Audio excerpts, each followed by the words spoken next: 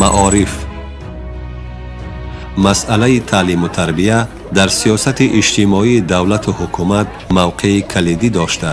در زمینه دستاوردهای سالهای آخر ساحه معارف مملکت با نظرداشت تجربه بزرگی از باستان تا به امروز و میراث مانده خلق تاجیک سیما و قبای خود را واقعا هم دیگر کرد.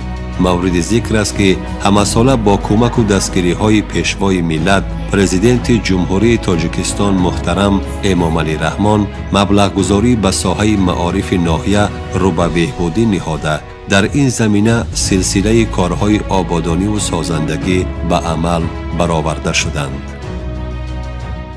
در ناحیه 68 مؤسسه تحصیلات عمومی، 48 مؤسسه تحصیلات میانه عمومی، 14 مؤسسه تحصیلات عمومی اساسی، 7 مؤسسه تحصیلات ابتدایی و یک گیمنازیای خصوصی فعالیت می‌نماید.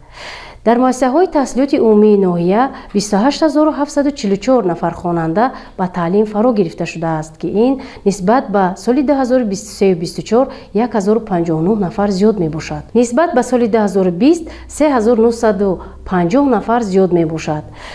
ضمناً در برابر افزایش پیوسته تعداد اهالی دهاتی ناحیه و تدریجاً زیاد گردیدن شماره خوانندگان، طلبات به ساختن صنفخانه‌های ایلاوگی در نزد اکثریت مؤسسه‌های تعلیمی و بنیاد مؤسسه‌های تعلیمی در دهه‌های نوبنیاد ناحیه روی کار آمده است. در این ردیف از حساب وزارت معارف و علم جمهوری تاجیکستان و شکل‌های گوناگون سرچشمه‌های مبلغ‌گذاری از طرف صاحبکاران وطنی و شخصان سخاوت‌پیشه در دوران استقلالیت جمهوری تاجیکستان 32 مؤسسه تعلیمی ساخته به استفاده داده شده است.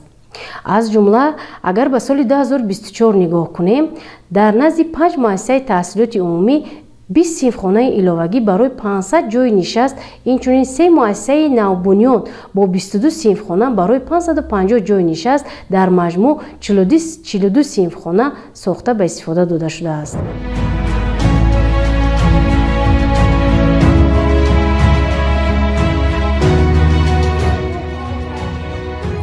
عین زمان در ناحیه فیض‌آباد 4 مؤسسه تحصیلات تا مکتبی فعالیت دارد که در آنها 536 کودک به تعلیم و تربیه فرا گرفته شدند.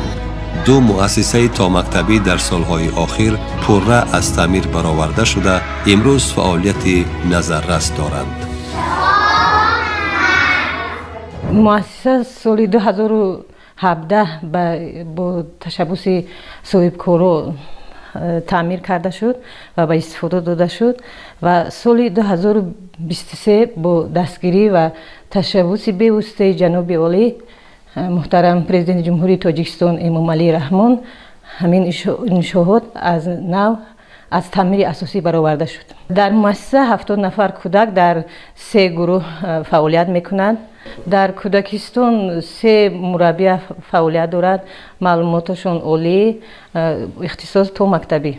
در کودکستان مشغولات‌های انکشاف نطق، ادبیات بدیعی، خشتنشناسی، بعد متماتیکا گذرانده می شود.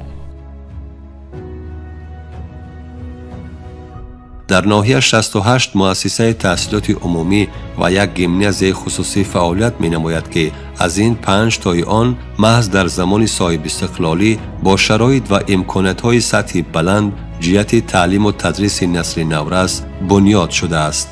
طبق اطلاع مسئولین در مؤسسه‌های تحصیلات عمومی ناحیه 28744 نفر خواننده از جمله 14642 نفر پسر و 14102 نفر دختر به تعلیم فرا گرفته شدند که آن نسبت به سال تحصیل 2023-2024 1059 نفر زیاد می باشد. ضمناً در برابر افزایش یابی پیوسته تعداد اهالی دهات ناحیه و تدریجاً زیاد گردیدن شماره خوانندگان، طلبات به ساختن صنفخانه‌های ایلاوگی در نزد اکثریت مؤسسه‌های تعلیمی و بنیاد مؤسسه‌های تعلیمی در دهه‌های نوبنیاد ناحیه روی کار آمده است. در این ردیف از حساب شکل‌های گوناگون سرچشمه‌های مبلغ‌گذاری و از طرف صاحبکاران وطنی و شخصان سخاوت‌پیشه در نزد مؤسسه تحصیلات عمومی اساسی رقم 12 دهه فتح‌آباد ساختمان 4 صنفخانه علاوگی برای 100 جای نشست ادامه دارد.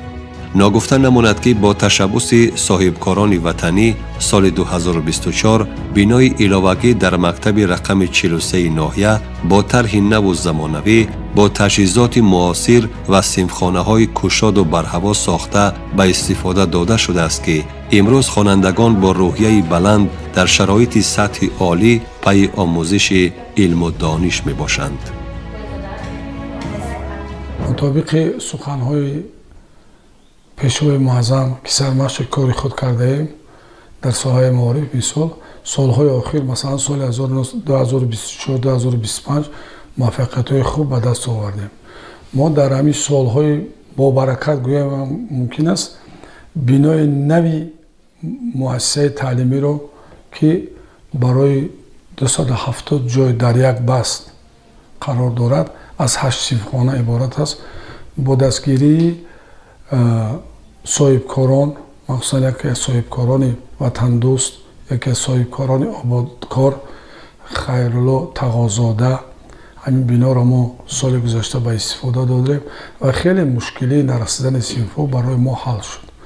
اینچنین امسال در یکی از دستاوردهای بزرگی که در تاریخ مؤسسه مثال گویم شد، علیه کودکان بعدی امر پیشوای معظم ملت در آزمون‌ها اشتراک نمودند، مخصوصا در آزمون‌های فروغ صبح دانایی، در آزمون‌های علم فروغ معرفت. تاجیکستان وطن عزیز من در سطح منطقوی علاقه جا گرفتند. در یکی از المپیادهای بین المللی از فن زبان ادبیات خواننده صنف 11 ختم کننده گویم صنف 11 آدینه و دلنازه سزاوار جای اول شد که در سطح جمهوری علاقه افتخار مؤسسه ما را بلند برداشت. مسئولین معارف و هیئت آموزگاران در ناحیه پیوسته بهر بلند برداشتن سطح و صفت تعلیم و جلب خوانندگان به اختراعکاری و نوآوری ها تلاش می کنند.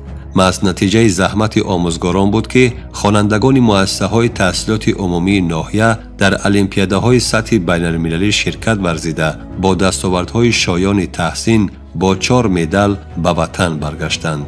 در این برابر در آزمون جمهوریوی فروغ صبح دانایی کتاب است محصلین و خوانندگان ناحیه فیض‌آباد پیوسته اشتراک کرده تا امروز 4 نفر خواننده در این آزمون سطح بلند جایهای نمایان را اشغال نمودند. همین طور میتوان ذکر نمود که عین زمان در ساحه معارف ناحیه زمینه‌های معتمد کادری، پایه مادی و تکنیکی و تکنولوژی جهت تشکیل نظام معارف جوابگوی طلبات زمان معاصر و در این زمینه تأمین رشد منتظم سطح و صفت تحصیلات فراهم گردیده است.